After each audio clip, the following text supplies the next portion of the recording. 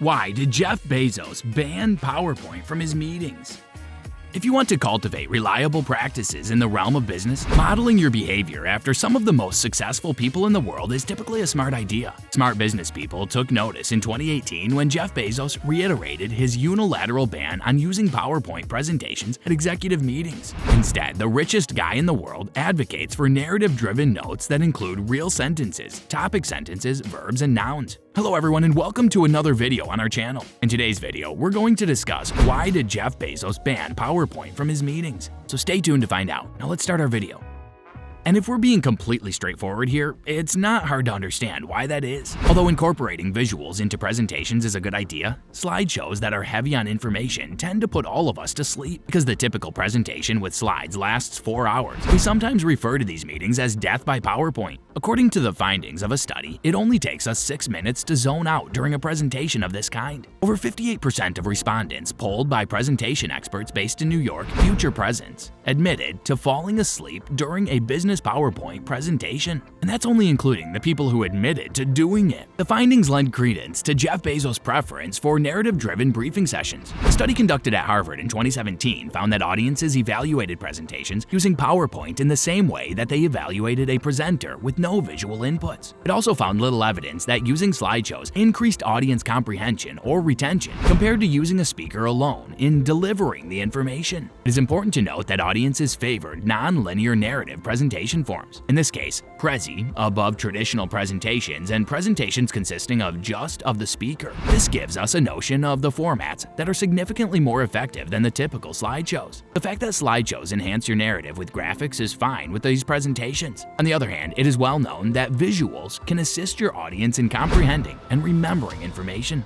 The use of bullet points is a standard presentation format that can be found in slideshows all around the world. In slideshows, they are regularly employed improperly, overused, and abused, much to the disgust of the audiences who watch them. The author considers them to be an effective strategy for dividing up lists of information. On the other hand, they make the content more challenging for the reader to absorb and recall. According to findings from recent research conducted at the University of Central Lancashire, cognitive load constraints are to blame for the tendency of bullet points to overwhelm readers with an excessive amount of information all at once. In addition, this suggests that the brain is significantly superior at classifying things according to their closeness to one another than at categorizing them according to their shape. That means that if we put items together, even if we're supposed to be differentiated by small dots, our brains will still remember them as a single item even if they are grouped. If you're liking this content so far, please consider subscribing and liking the video. Now let's continue.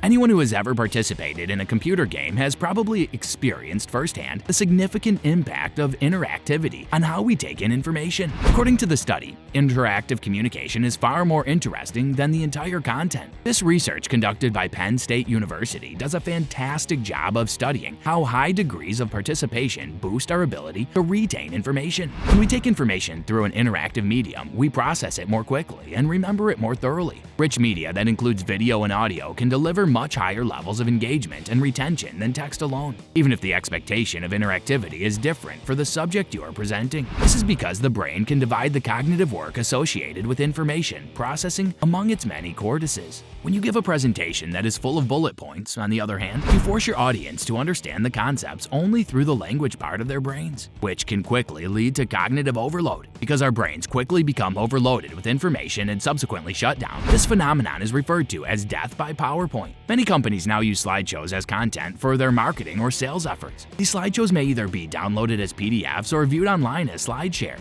One drawback of slideshows, which is often overlooked, is that they are a medium with just one direction of communication. In this day and age of big data, when true customer feedback ought to be at the center of company decision-making, this one is one of the most significant limitations of traditional presentations. That doesn't mean that receiving useful feedback from a slideshow is impossible. Rather, it simply means that doing so is much more challenging, and the results of such feedback are rarely as conclusive as those provided by digital indicators.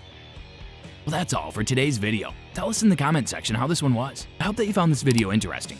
You can subscribe and watch more videos on our channel to keep up with more content. We'll see you in the following video with some more notable celebrities, facts, and stories. And until then, stay tuned.